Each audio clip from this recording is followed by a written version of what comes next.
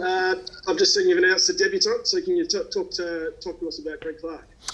Yeah, Clarkey, I think he's our 37th player to play this year, so from a list point of view, and he's done it differently than all others. He showed a lot of resilience as a person, as a player, to go through the draft process and not get picked up. Obviously played at Subiaco, become a leader. I think he won the medal in the grand final last year, and he's done it the hard way. And he popped his shoulder early in the pre-season, missed 6 weeks, and he's come back and he's played a couple of games at waffle level and showed he's ready. So yeah, really happy for him, and can't wait to see him play.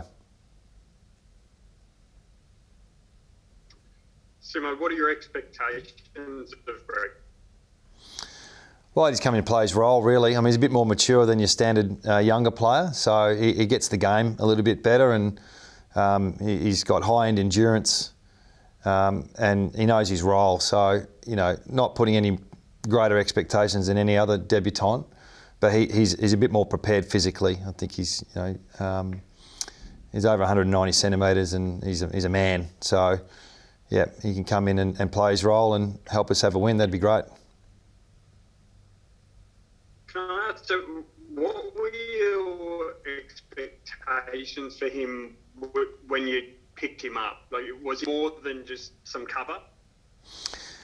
Oh, yeah, well, look, it was at the back end of the draft, and it was knowing his story, I think it shows that he's got the right stuff. The resilience piece for us in particular, and how he dealt with 4 or 5 years of not getting drafted, and then of course his ability, and he's a talent, and he's played in a very good system at Subiaco, and he performed well on the big stage. So no, look, we draft everyone on their merits, so it's not like once they're at the club, they've got every opportunity. So pretty quickly we knew he was a professional, the way he went about it. So he deserves to play, and we're looking forward to it.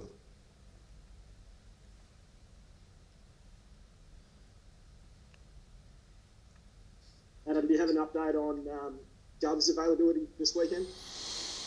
Yes. It's very difficult to do this where the team's out in 3 or 4 hours. So he trained fully this week. So he's in the mix. He's playing. Dare I ask about Andrew Gaff?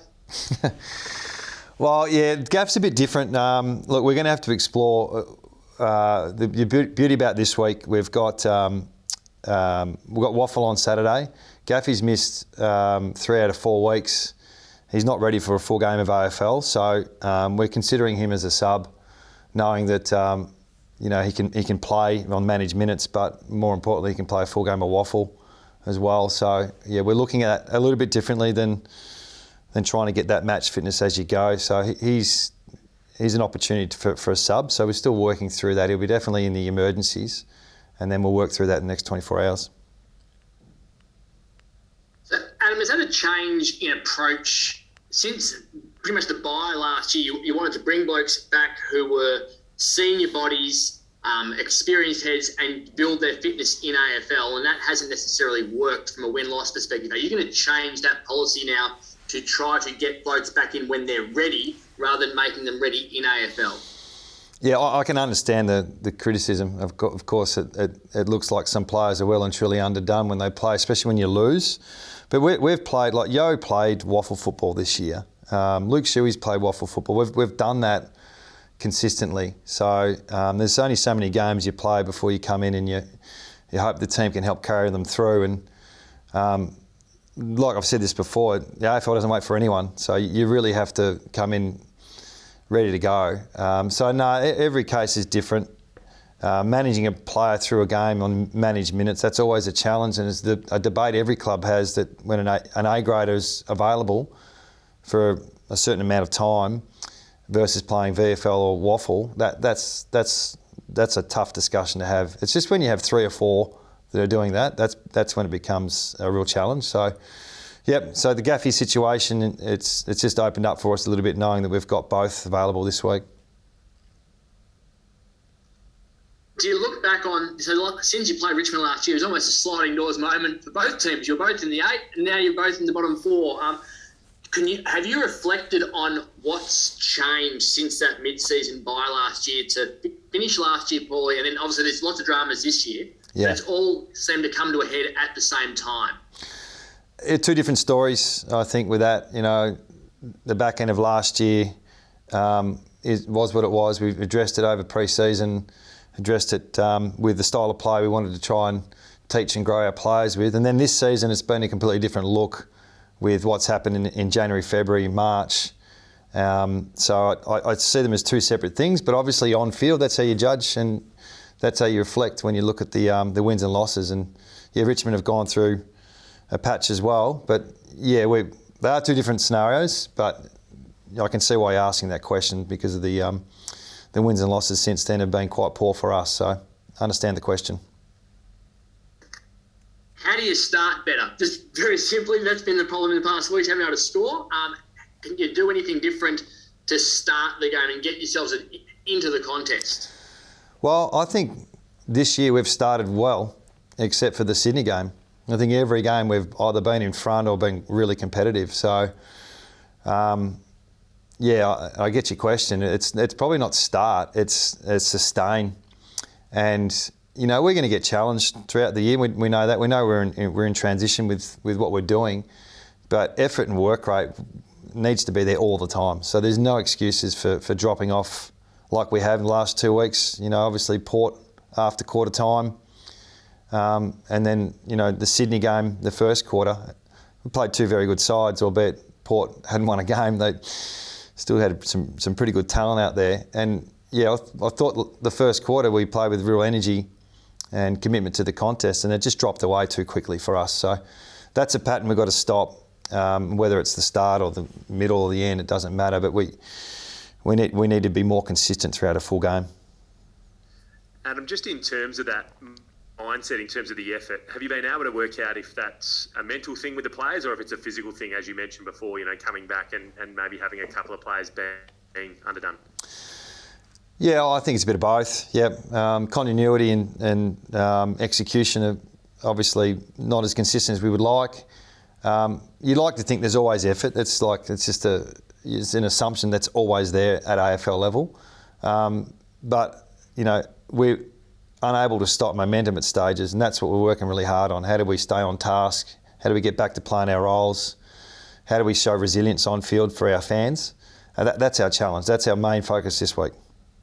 Do you feel Friday Night Lights, it's been a fortnight of sort of disappointing performances against the Richmond and, you know, potentially the option of 60,000 fans being there with no capacity crowds? Is it sort of one of those ones that you implore to the players that this week it's a non-negotiable, we must rock up and we must put in a better performance in the last fortnight? It's a non-negotiable every week. So, no, that doesn't, I mean, we can't wait to play in front of we'd love to get a full house, and there's a responsibility to turn up and play at our absolute best, win, lose or draw. So that's the goal for us. Yeah, we haven't played in front of a full house for a long period of time. We know it's a great stadium, and we can't wait to see everyone there mask-free and enjoying the game. But yeah, for us, that's a non-negotiable every week. So yeah, we've been disappointing, in particular at patches where it looks like an avalanche, and we've got to find a way to get out of that, and that's what we're working hard on. The home ground advantage has gone in recent, I guess, this year and since the Richmond game last year, it's been 2 of 10 at home. Does that sort of worry you when, I guess, the home turf is not seen as a fortress or even an extra hurdle for travelling teams? Does it worry me? Well, you'd like to think you want to play well everywhere, and especially at home. So, yeah, all the things we were talking about today, there's pretty obvious answers to them. We want to make our home ground a real fortress. We want to make a really difficult environment to play in. We think our supporters have a role to play in that as well, you know, to make that environment and atmosphere electric. So, yeah, that's when we're at our best. It's absolutely difficult to play here. So, yeah, I would have thought at the moment travelling to play West Coast at home, you know, may not feel as daunting as it used to, but that doesn't mean it can't change. It can't change quick. Josh Kennedy, how's the veteran travelling, and is there a time in the next week or two you might look at resting him? Well, ideally with both Josh and Shannon, that they're not playing every game, and we need to manage them and look after them best we can. But unfortunately, we just haven't had probably the cattle or the availability to do that. With some of the youth we got that just aren't quite ready for AFL, albeit we've exposed them a little bit this year. So that hasn't been, and Oscar Allen not been available, and obviously that's hurt us a bit with Nick as well. I think he won't play every game for the year, but at the moment he'll play this week because we need him. G'day, Simon. Liam, sorry, just one more, Chad. Adam, just on Liam Ryan, noticeably on Monday he was struggling at training. Is that just Liam with his running style, or is there something at play there with Liam? No, he's fine. Mondays is, the old track watch on Monday, quite often guys are still beat up from the game, so I wouldn't take too much out of that. So he's fine. G'day, Sim. I'll jump in. Just back on JK, he's got the chance to kick his 700th goal tomorrow night. Can you talk about just what a special player he is and what it's been like to be part of his journey? Oh, well, I think I've done it a fair bit, Chatters, but he's a warrior. He's a legacy player at our football club. He puts his body on the line every week, and he very rarely lets you down. So, he's paid us back well and truly for the recruitment. And, hopefully he breaks 700 mark and continues to go on. But, he's been a sensational leader for us on and off the field for 10 to 12 years now, so can't speak highly enough. I think everyone who's met him knows what kind of person he's like as well. So, he's a special one. Yeah. And in terms of your leadership guys at the club, how are they holding up, given it's been such a tough start to the season, and I guess their age always gets thrown up when talking about the demographic of the group and things like that? Yeah, look, leadership's important right now. Yeah, we need to show some resilience, and we need to be consistent with our message. And we need to set the standards. So from a playing point of view, they need to deliver on field as much as off. But off field, they're handling it quite well. There's still a good spirit amongst the group. Spoke about, 3 weeks ago, one of the best wins in the club's history.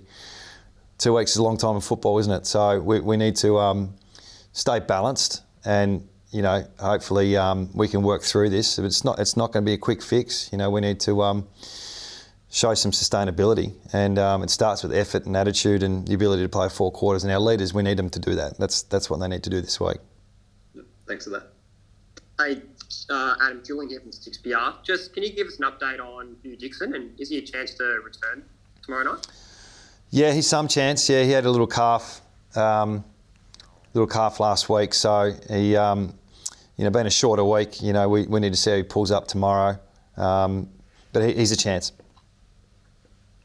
And if he's named, would you likely play him and Schneider, or do you see one of them not playing?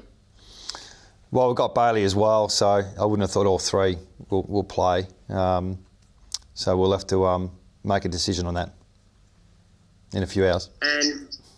And looking towards Richmond tomorrow night, no Trent Cotchin, obviously a former Cats of the club. Does that benefit in any chance for the Eagles to maybe Richmond is losing one of their star players, and obviously no Dusty as well, so does that help you guys in any chance? Look, to be honest, we're really trying to focus on us at the moment, and Richmond, their best is as good as anyone's, and they really held in there against Melbourne last week. I know they haven't had the same wins as they've had in the past, but looking at their system and the way they go about it, still very dangerous, very combative, and they can do a lot of damage. So I'm sure they're coming over with confidence. We understand how important the game is for us as well. So, it doesn't matter who plays for both teams. We expect a pretty big hit out. Thanks, mate. Cheers. Adam, you would have heard Kane Corns' criticism of Elliot Yeo earlier on in the week and talking about standards and weight and things like that. What's your response to that? To be honest, I haven't read anything that Kane Corns has written or heard anything he said. So irrelevant is what comes to my mind about what his opinion is. Well, I'll tell you what he said then if you haven't seen it. He said that Elliot Yeo's out of shape and not in appropriate condition to be playing AFL at the moment. Okay. And he said that the standards at the club have slipped. What's your response to that? Yeah. Well, look, going into pre-season for us, we were really happy with our fitness. You know, I reckon we were. I think we had 17 PBs on our time trial, and we're in really good shape. We've had over 20 plus injuries since then, and 23 players have had COVID, and we're working really hard to get that fitness back. So, absolutely, you know, I can understand the criticism, but we're working really hard to get as fit as we can and healthy as we can. And Elliot Yeo has not played football for the last 2.5 years, really. He's had osteitis, he had a calf injury, and he got knocked out at the start of the second quarter. He's played 2 games this year. So, yeah, I think that's a little bit unfair if that's the criticism on him. He's played, I don't know, 12 or 13 games in the last 40. So he's working really hard, and I'll back him in, and it's still irrelevant. Adam, apart from Kane, there's been several other ex-Eagles players who've lined up some criticism of the club, and you talked about effort before. Do you pay any attention to that if it comes from ex-players, especially ex-Eagles players, and do you put it on the leadership group to drive effort, or is it something that's driven from you down? It doesn't matter if you're an ex-Eagle player. I think everyone who supports us wants to see effort and work rate. So that's our expectations. So that's the standards that we've set, and we want to continue to set. So there's no excuses for that. So do you expect the leadership group for the players to drive the perceived lack of effort in terms of reversing that? Yeah, well, no, everyone. We need to be collective with this. Yeah, so, yeah, understand there's been parts of our game and quarters that we've just had really disappointing results on the scoreboard. So we need to get that right. And the criticism will come. We know what we need to work on. We know where we're at, and we know what the fans expect.